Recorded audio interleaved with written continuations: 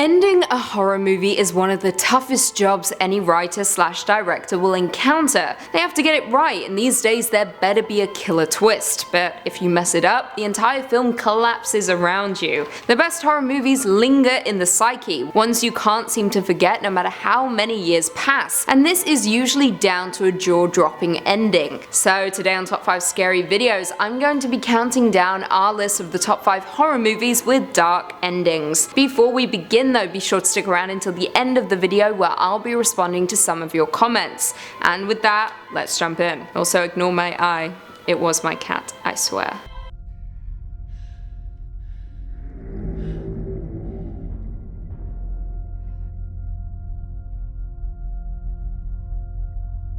Coming in at 5, Eden Lake 2008.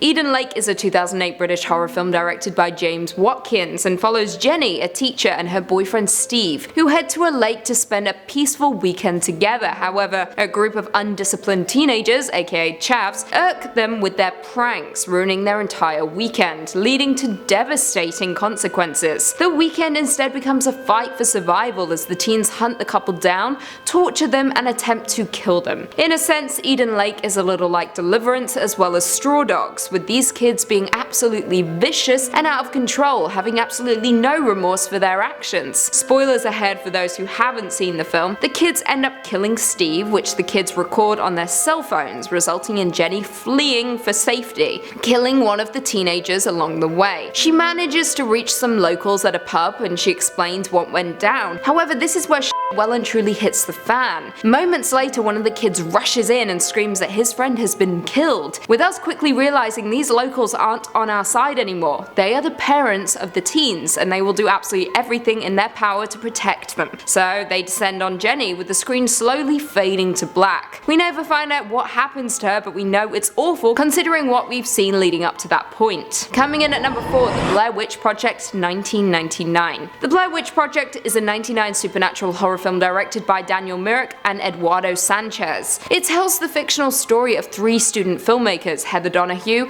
Michael C. Williams, and Joshua Leonard, who hike in the Black Hills near Burkittsville, Maryland in '94 to film a documentary about a local legend known as the Blair Witch. However, the 3 disappeared, but their equipment and footage was later discovered. The purportedly recovered footage is the film viewers see. Now, few know that the legend of the Blair Witch was also feigned by the writer/director who conceived the fictional legend in 1993. They developed a 35-page screenplay with the dialogue to be improvised and held a casting call resulting in the casting of the aforementioned actors. Now, on their journey into the woods to hunt down the legend of the Blair Witch, the 3 students get way more than they bargained for when they become lost. They seemingly go in circles, and then the worst thing happens when traveling in the deep backwoods of Maryland. They lose their map. However, we later find out that Mike kicked the map into the river because he's clearly the dumbest one in the group, but it also showcases their psychological downward spiral. The group begins to get tormented by unknown noises and forces in the night, resulting in Josh completely disappearing,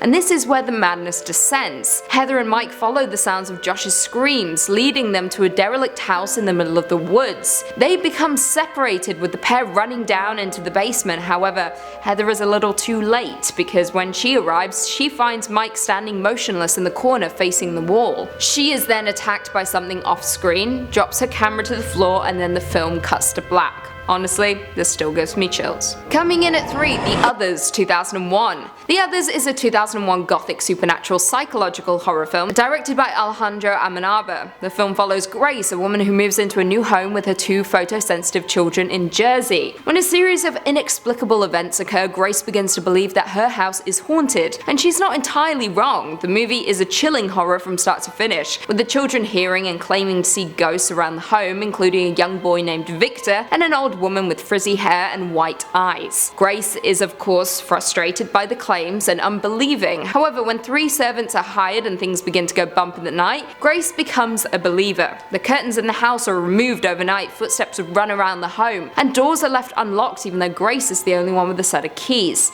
However, the turning point comes when we find out that the servants are dead, and they confirm to us that there are in fact people in the house that want to talk to Grace and the children. In the final moments of the movie, movie, the children hide in a cupboard that is yanked open by the old woman, and Grace arrives to a seance going on by an unknown family who are trying to contact them. The twist: everyone's dead. Grace, her kids, and the servants are all ghosts, and they are in fact the ones haunting the house. We find out the brutal truth that Grace lost her mind, smothered her children in their sleep, and then turned the gun on herself. Horrible. Coming in at number 2, The Descent, 2005. The Descent is a 2005 British adventure horror movie directed by Neil Marshall and follows 6 women who, having entered a cave system, struggle to survive against the humanoid creatures inside. Now, I should preface by saying this film is at times infuriating, with the group making a series of silly mistakes that could have been avoided, but instead it led to their doom. Now, the group could never have known that the cave system was riddled with chuds, the creatures I previously mentioned. However, lesson number 1, never explore and never explored before cave with no map and no plan for survival. It's always going to end horribly. Not to mention the film has one of the most unlikable characters in any horror film, Juno, who we later find out was having an affair with our protagonist's now dead husband. Sucks. Now, while the entire movie is chilling and at times infuriating, the ending of the director's cut is absolutely soul-crushing and one that is not easy to forget. Now, before I reveal the ending, I should add that in the theatrical cut, our lead character Sarah escapes the cave system. However, that's not what goes down in the director's cut. Instead, this all happens the same way, but instead we find out that she was hallucinating escape, and that she is instead insane, lost deep in the caves, and the chuds are moving in ready to kill. Absolutely brutal. And finally coming in at number 1, The Mist, 2007. The Mist, also known as Stephen King's The Mist, is a 2007 science fiction horror movie based on the 1980 novella of the same name. The film was directed by Frank Darabont and tells the story of David and his son who become trapped in a supermarket along with other townsfolk, when a mist suddenly engulfs an entire city, bringing along bloodthirsty creatures that devour anyone in their path. Now, when you think of dark or tragic horror movie endings, the first film that typically comes to mind is The Mist, simply because it was so jarring and unexpected, not to mention it lingers in the psyche for years to come. The film itself is harrowing, with the townsfolk being picked off one by one by an alien creature in the mist looking to feast on the bodies of innocents. Of course, there are several elements aside from the ending that make The Mist worth watching, from Mrs. Carmody and the gradual insanity of some of the trapped civilians, not to mention the creatures themselves, which are just downright terrifying. But the true horror comes in the film's final 10 minutes, when David,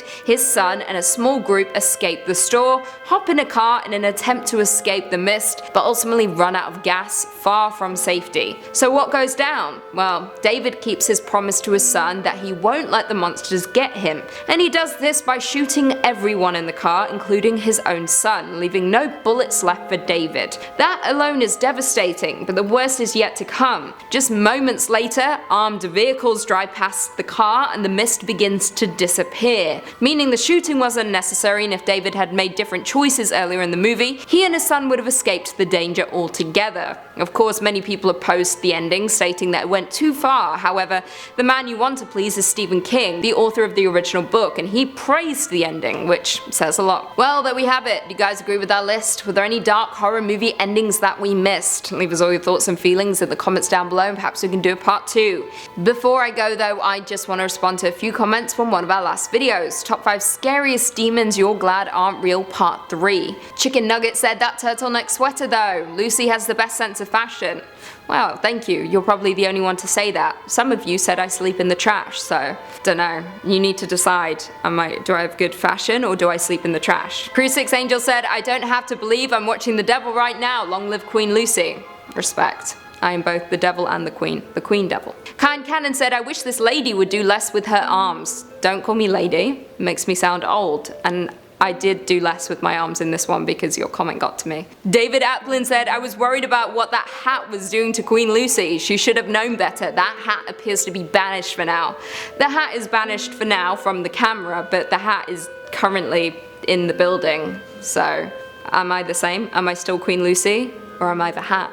And on that note, if you haven't already, be sure to give this video a big thumbs up, subscribe, and turn on notifications so you never miss another scary vid. And until next time, see you later.